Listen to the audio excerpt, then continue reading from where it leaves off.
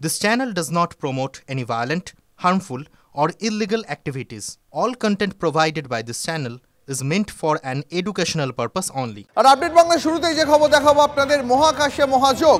কাল প্রজাতন্ত্র দিবস 26শে জানুয়ারি, তার আগে আজ 25শে জানুয়ারি মহাকাশে যেন প্ল্যানেটদের প্যারেড। মঙ্গল, বৃহস্পতি, শুক্র, শনি, ইউরেনাস এবং নেপচুন, এক সারিতে 6টি গ্রহ। জ্যোতির্বিজ্ঞানের ভাষায় যাকে বলা হয় প্ল্যানেটারি অ্যালাইনমেন্ট। মহাকাশে এক বিরল মহাজাগতিক দৃশ্য। তবে আক্ষেপ একটু রয়েই গেল, তার কারণটা অবশ্যই কুয়াশা আর দূষণ। তবে তার মাঝেও একবার মাথার উপরে তাকালে মাঝ আকাশে জ্বলজ্বল করছে দেখতে পাবেন বৃহস্পতি গ্রহকে। আর ঠিক সেই সরলরেখা ধরে আরেকটু পাশে দেখতে পাওয়া যাচ্ছে শুক্র গ্রহকে।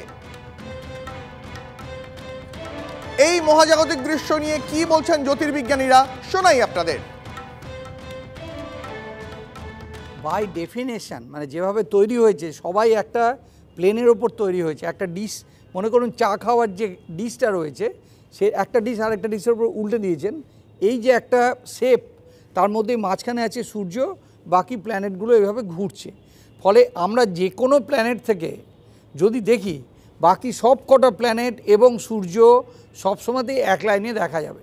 এইবার প্রশ্ন আসছে যে আমরা আজকে স্পেশাল কেন? তার কারণ আজকে যে কটা আমরা জানি যে 8খানা প্ল্যানেট রয়েছে, তার মধ্যে 6খানা রাত্রিবেলা দেখা যাচ্ছে, বাকি 2খানা দিনের বেলা দেখা যাচ্ছে, কিংবা সূর্যের খুব কাছে আছে, যেমন মার্কারি প্রচণ্ড কাছে।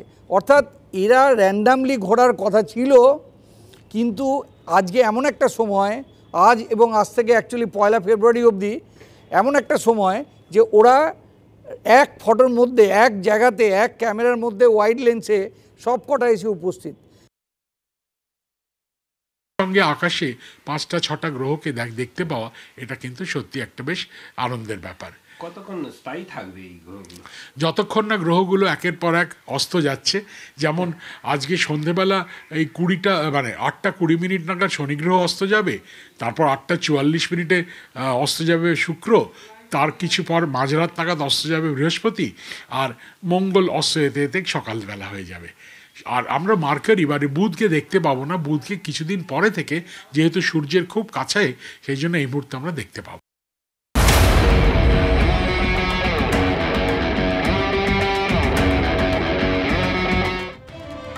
না, নিশ্চিন্তে তো আর থাকা গেল না। বাংলাদেশ সীমান্তের খুব কাছেই নদিয়ার টুঙ্গিতে বাংকার উদ্ধার করেছে বিএসএফ। মাটির উপরে ঘর আর ঘরের নিচে মাটি খুঁড়ে তৈরি করা হয়েছে গোপন কুঠুরি। সেই কুঠুরিতে কি হতো, কারা এত খাটাখাটনি করে মাটির নিচে বাংকার বানালো, কি উদ্দেশ্যে বানালো? চোরাচালান নাকি তার সঙ্গে বেআইনি অস্ত্র ব্যবসারও লিঙ্ক আছে? জঙ্গি কার্যকলাপ চালানোটাও কি একটা উদ্দেশ্য? বিএসএফ ইতিমধ্যেই তদন্ত শুরু করেছে আর এই যাবতীয় প্রশ্নগুলোর উত্তর খুঁজছে। 8ই জুলাই 2024, কাশ্মীরে কুলগাম। গত দুদিন জঙ্গিদের সঙ্গে চলছিল গুলির লড়াই। শহীদ হয়েছিলেন 2 জওয়ান। 4 জঙ্গি নিকেশ হলেও আরও কয়েকজন লুকিয়েছিল। সেই জঙ্গিদের খুঁজে জান কবুল লড়াই শুরু করে ভারতীয় সেনা। খুঁজতে খুঁজতে পৌঁছয় কুলগামের এই বাড়িতে, যে বাড়ির এই ঘরের ভেতর ছিল একটা আলমারি। বাইরে থেকে দেখতে সাদা মাটা আলমারি যেমন হয়, কিন্তু সেই আলমারির ড্রয়ারের ঠিক নিচের দরজাতেই ছিল চমক। সেই দরজা সরাতেই সামনে আসে ছোট্ট সুড়ঙ্গ, যে সুড়ঙ্গ গিয়ে ওঠে একটা বাংকারে, যে বাংকারে লুকিয়ে থাকত জঙ্গিরা।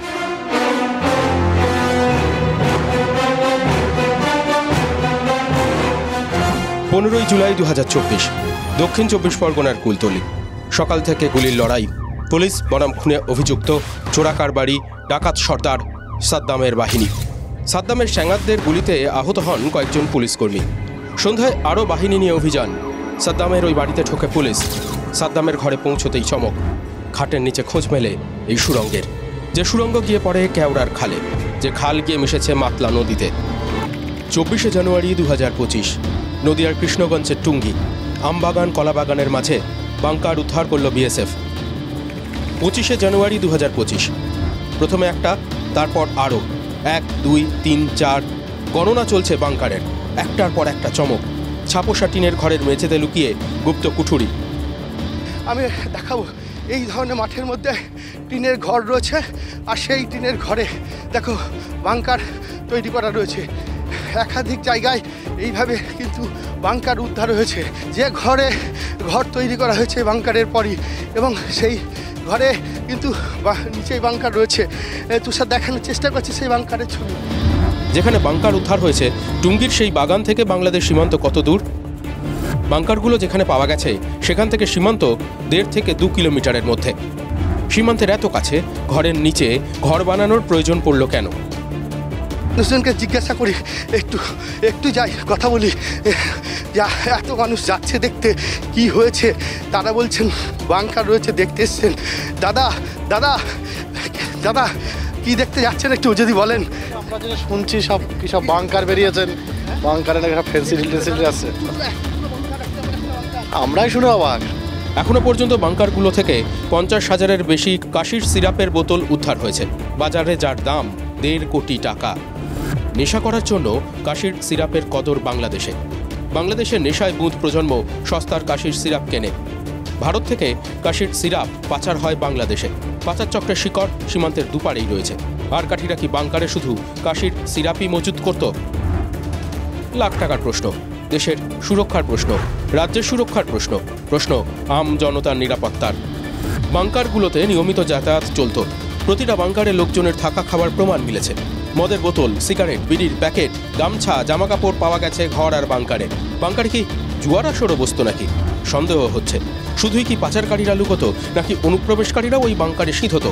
লুকোতো কি ভারত বিরোধী জঙ্গিরাও? পাচারের আগে রাখা হতো বেআইনি অস্ত্র? দেখে তো ভয়ও লাগছে আমাদের। হ্যাঁ, দেখে ভয়ও লাগছে। এগুলো তো আমরা জানিই না এসব এখানে। এবার যদি কেউ কিছু করে, কি জানিয়ে করবে বলেন? জমিদার তিনি কোথায়? বাংকার উদ্ধার হতেই জমির মালিক বেপাত্তা। বিএসএফ তদন্ত শুরু করেছে, পুলিশ ঘুরে গেছে। জঙ্গির মানুষ ভেবে পাচ্ছেন না তারা কি বারুদের স্তূপে বসে আছেন? ভারতের মাটি ব্যবহার করে গোপন কুঠুরি খুঁড়ে কি হতো নদিয়ার সীমান্তবর্তী গ্রামে? বিএসএফ পুলিশের নাকের ডগায় কারা ঘোরাচ্ছিল ছড়ি? প্রশ্ন প্রশ্ন আর প্রশ্ন, উত্তর কই? ক্যামেরায় তুষারের সঙ্গে মহাদেব, TV9 বাংলা। একদিকে বাংকার রহস্য, আর অন্যদিকে সীমান্তে বাংলাদেশের উস্কানি অব্যাহত। মালদার সুখদেবপুর সীমান্তে নতুন করে উত্তেজনা।